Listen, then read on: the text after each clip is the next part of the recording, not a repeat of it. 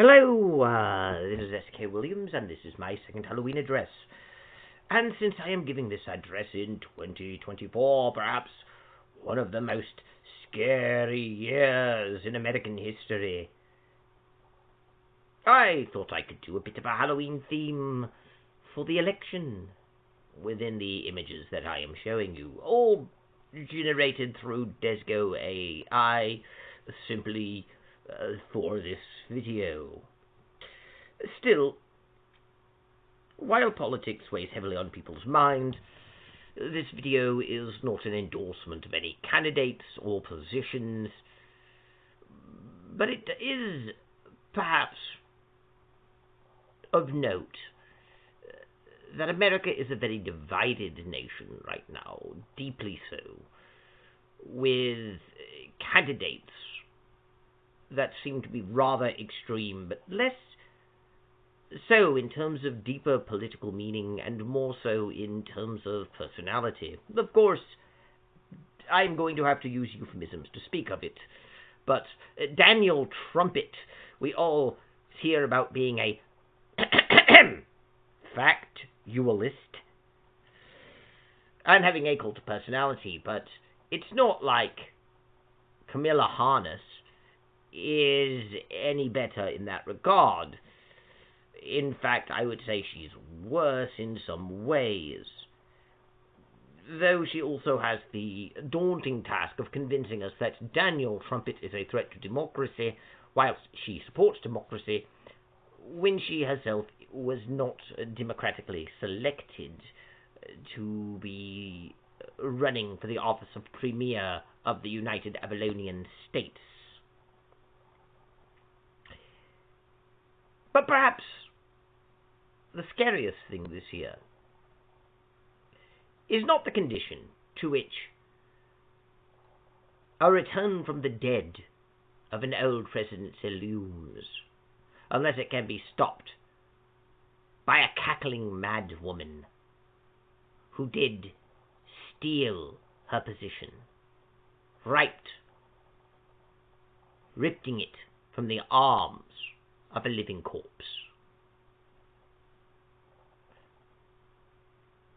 But the greater and continual threat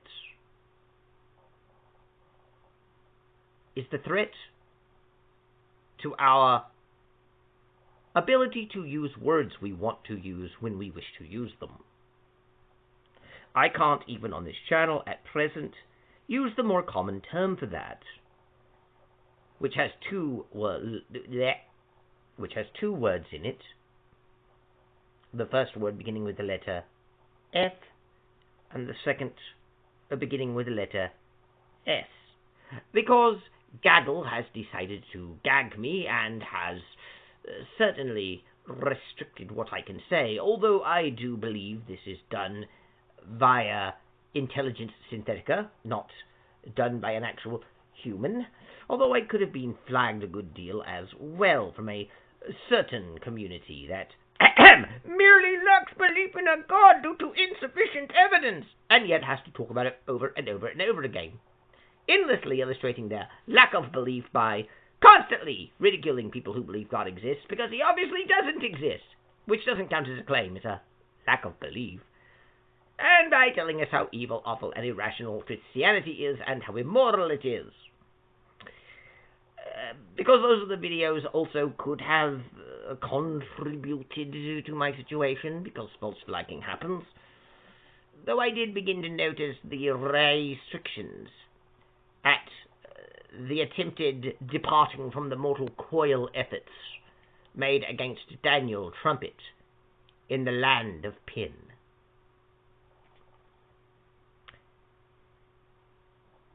But there we have it.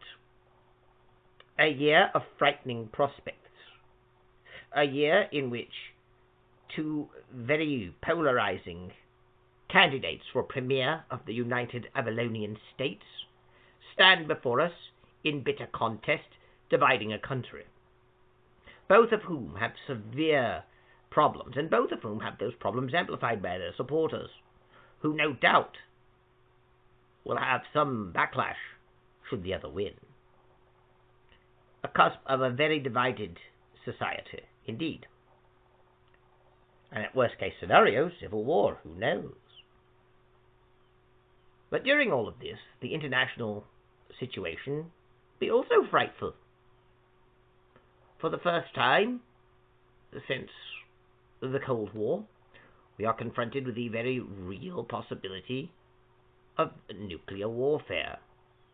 We are confronted with powers around the world seeking expansion of themselves, often at the expense of the hegemony of the United Avalonian States. We, of course, vilify them, but they themselves would not be pure evil, I shall remind you. They have their own views, their own culture, which should be understood more broadly, but it nevertheless remains that there is a very volatile situation in the land of the Rus and in the land of the frontier next to the Rus.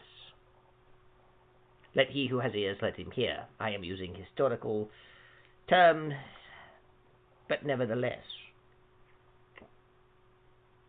And we have the Sinoland, which threatens to take all of the sea to which it has its name, and threatens invasion of the land of Tyre, all in the name of its red banner and golden implements and its great golden star. Let he who has ears, let them hear.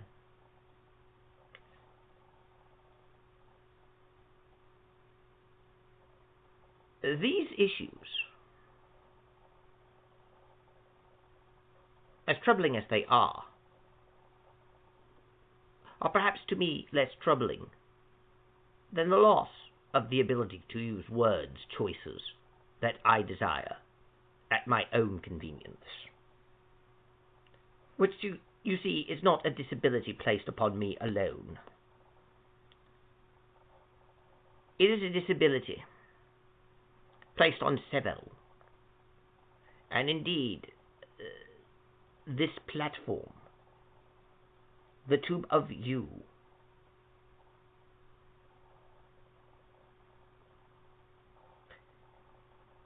it gives content strikes and warnings to channels, obviously favoring one side of the balance over the other, and obviously supporting one contestant in the great contest in Avalonia over the other. And now we have candidates and others on the port side view saying that the starboard side are all just like a certain Jerryland party led by a man, Charlie Chaplin. Yes, this is a euphemism, whilst informing us how our rights and freedoms will be stripped from us, but at the same time telling us that certain things have no such protections. They inform us that misinformation and hate speech have no right to the free choice of words. And they tell us that they have no protection from the first addition to the charter that governs this land. That to me is frightful. For we all know that misinformation and hate speech are to be determined by those in power. And we also know that they've already declared some things, misinformation, conspiracy theory, or the like, that later proved to be entirely true.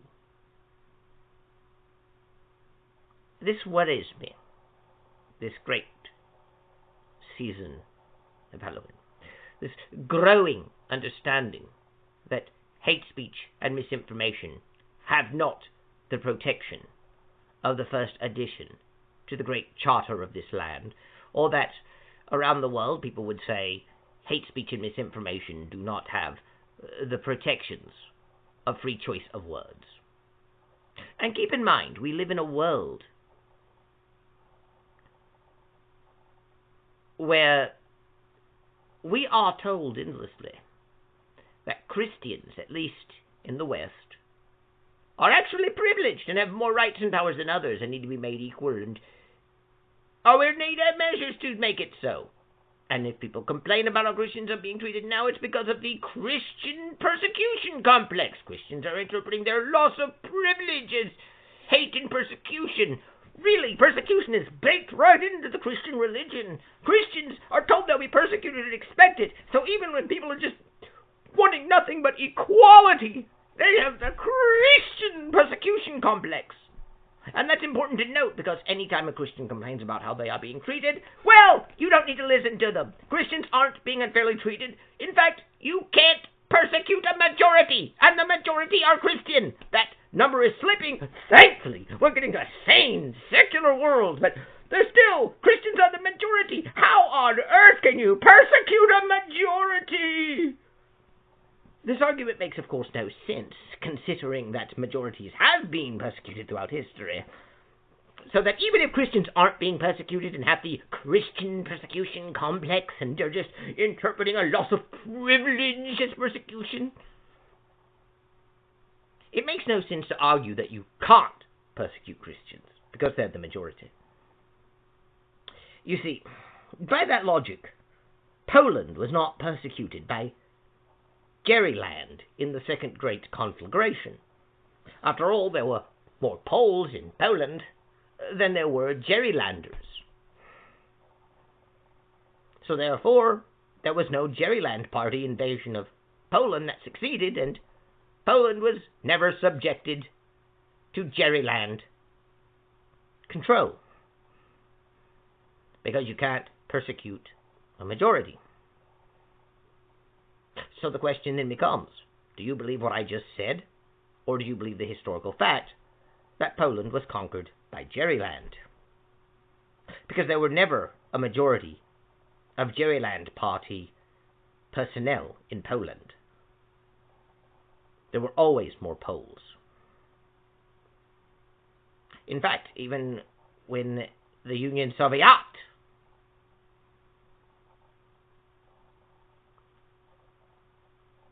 compressed Poland into its sphere of influence,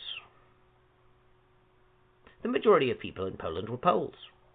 Therefore, the Soviets could not possibly have oppressed them by this logic. Of course, I'm also told Christians interpret disagreement as hate. It's all about equality.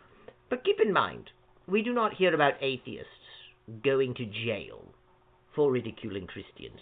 Atheists love to ridicule Christians, and atheists will ridicule Christians in the street.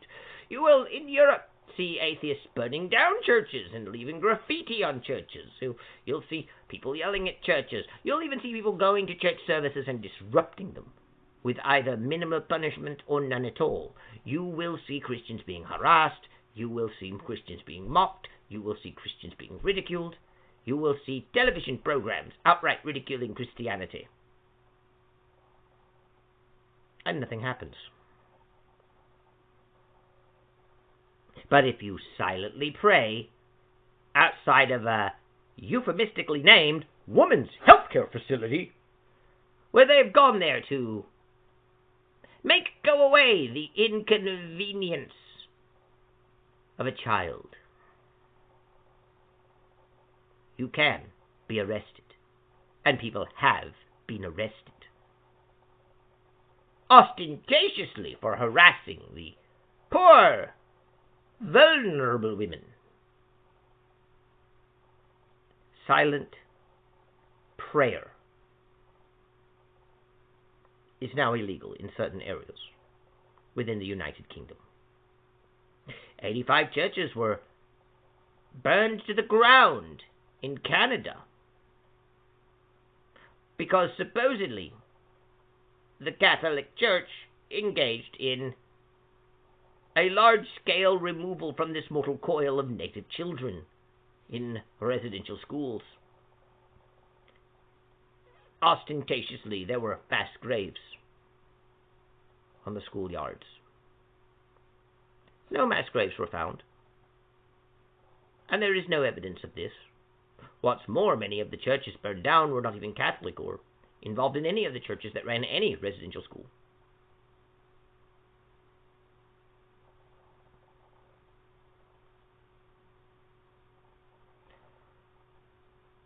But we are told they are guilty.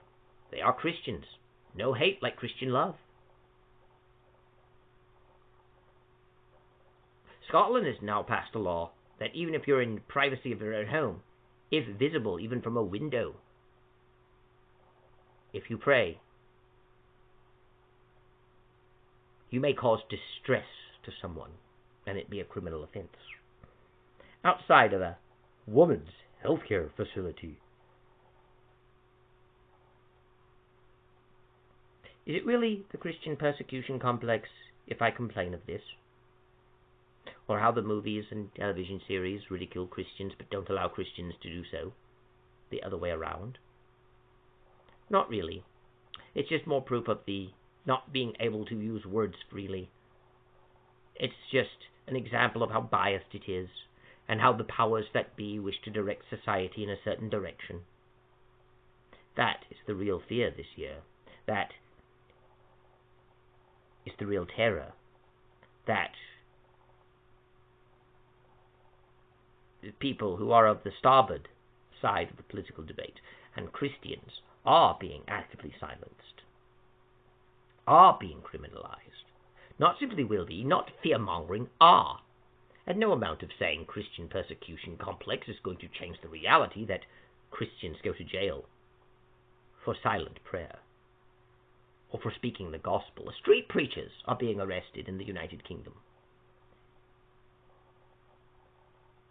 I've never seen an atheist who goes out, and there are atheists who go out in the UK, to proclaim religion is toxic and poison and to ridicule Christianity, and nothing happens to them. But there have also been street preachers who are arrested.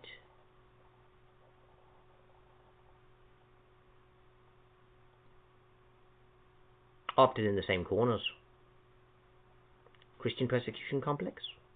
Not really. But it is Halloween fright. But do keep in mind, All Hallows Eve, only due to an odd cultural conflagration that I shan't discuss here,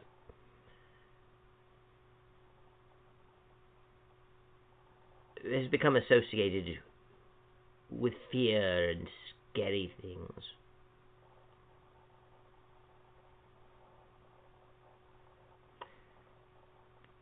But the actual holiday is not October 31st. The actual holiday is November 1st. All Saints' Day.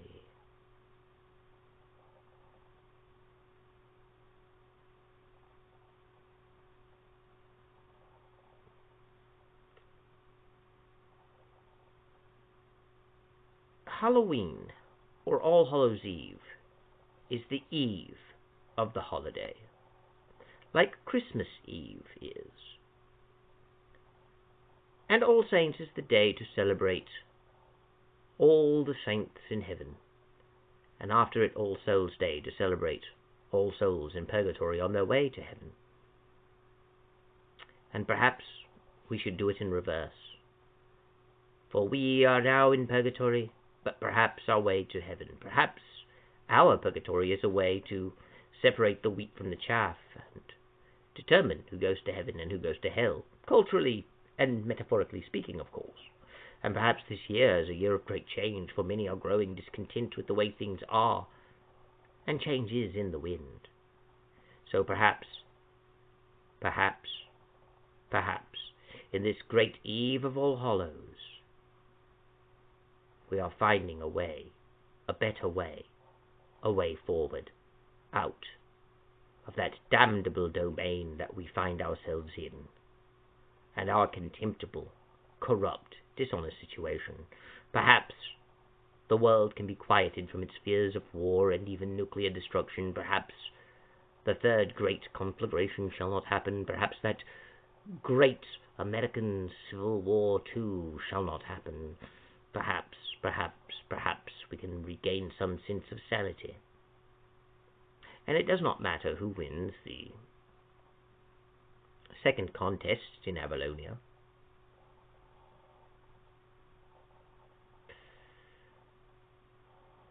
What matters in the end is who we are and who we choose to be. After all, premiers come and go. They last only 4 to 8 years.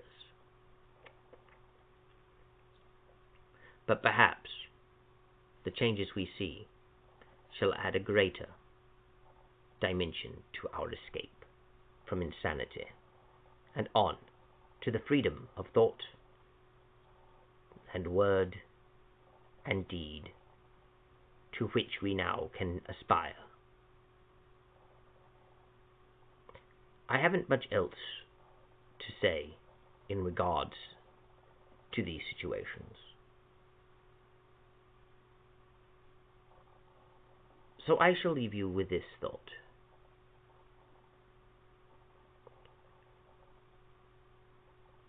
Do now we know how to look at the madness of the world past the partisan divides and on to the issues, caring not who stands where on what, looking not to people and asking which is better, but asking of these greater principles of truth to which we should look to first, that highest ideal, looking to God, for God is those highest ideals.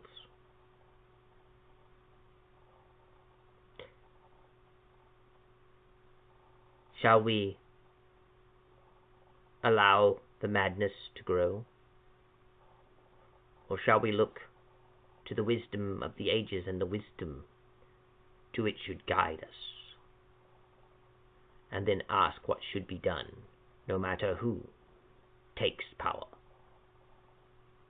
We should judge those who seek power by these principles rather than look at them and compare them based upon relative merit. Relativism is, of course, the greatest scourge of all to our age, and the taproot of our current madness. That, and thinking man is the measure of all things, which is what we, the people, as a concept ultimately amounts to.